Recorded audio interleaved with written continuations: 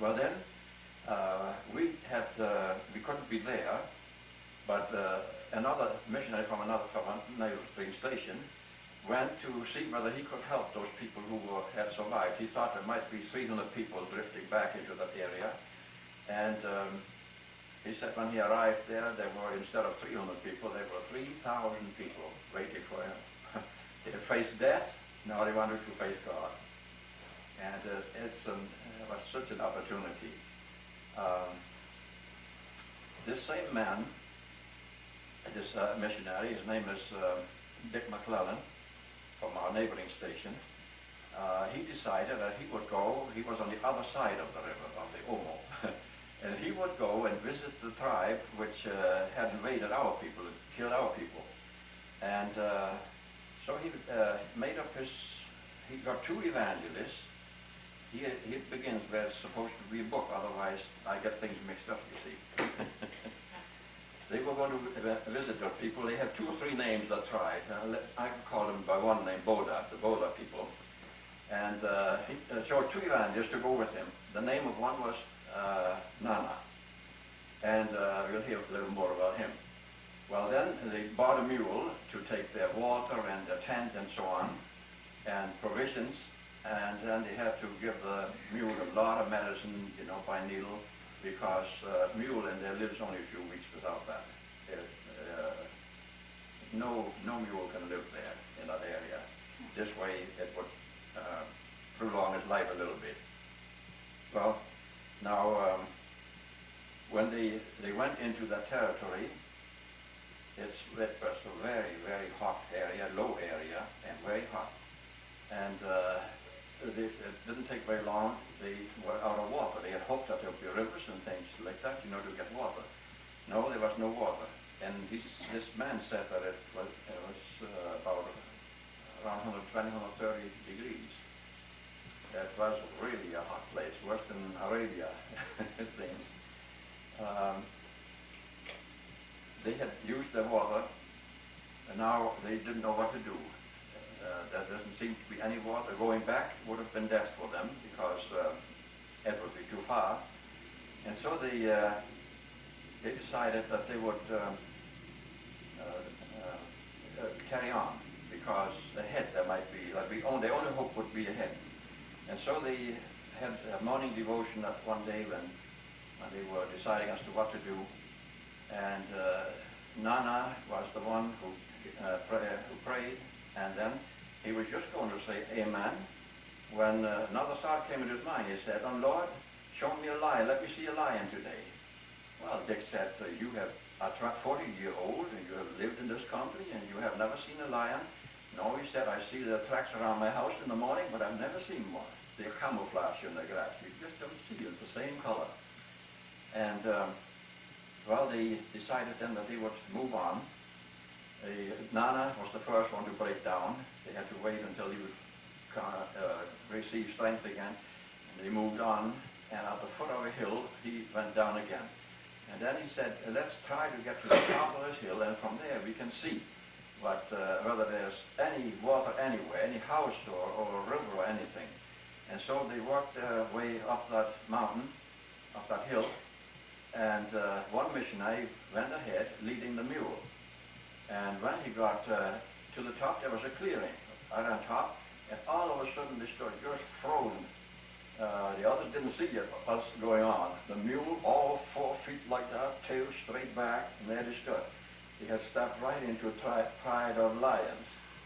And then these lions, of course, they were lying there. They probably didn't know human beings either. And so they didn't know what to do, whether they should move or not. And then a little lion cub came running, sniffed on Dick's legs. Then he went over to the mule and sniffed on the mule's legs, and all of a sudden the mule jumped straight up in the air, and down he came. Clatter of the empty water cans, you know, it was just a terrible clattering. And the lions had never heard a thing like that, I guess. And in a second, he said, they just they ran through under the mule, one right, jumped almost over him, you know, Dick, and they were gone within a second. They couldn't count them. They were in the grass all the two, you see. What do you think? There were between 8 and 14 lions there. Then on top, they couldn't see any. They couldn't see any water, no river, no house, nothing. Now the people there, they built their. They don't have a path in that country. There's a little path going this way, only just to walk in, you see, and then it stops. There the people just spread around. And then there's another path going that direction, and then that's only short.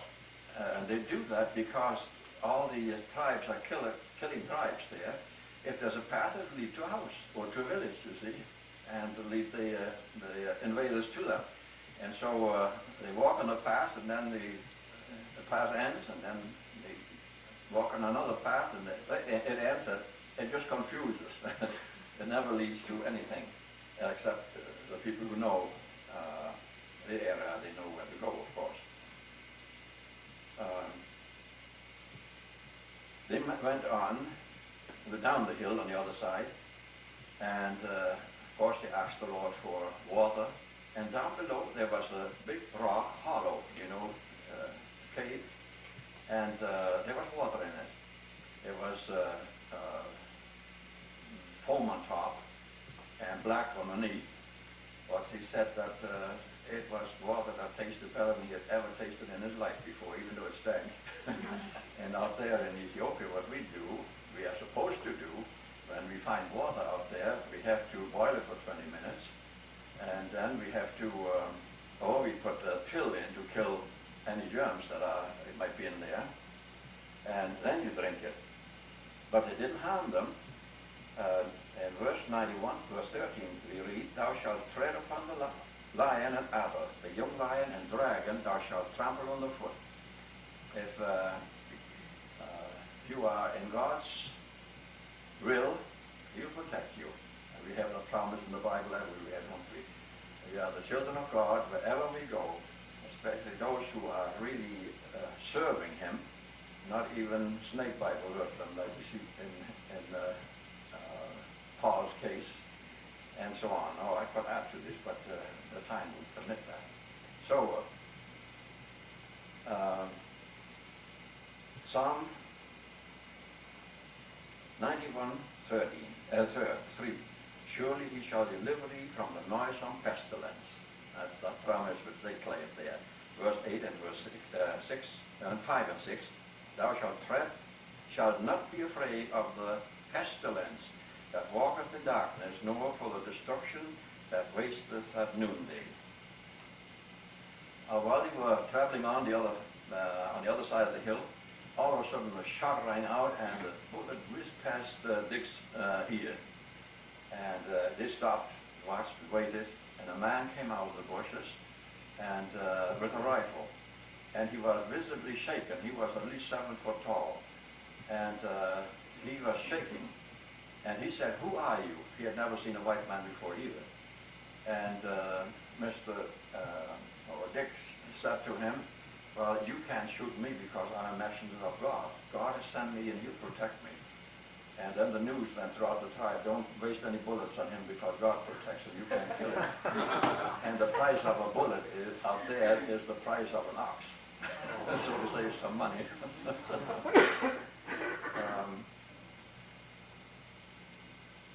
Well, then this man took them to his village. And Dick said there were 5, 6 men that were over 7 foot tall. And they were the tribe that had invaded our people and killed our people, you see. And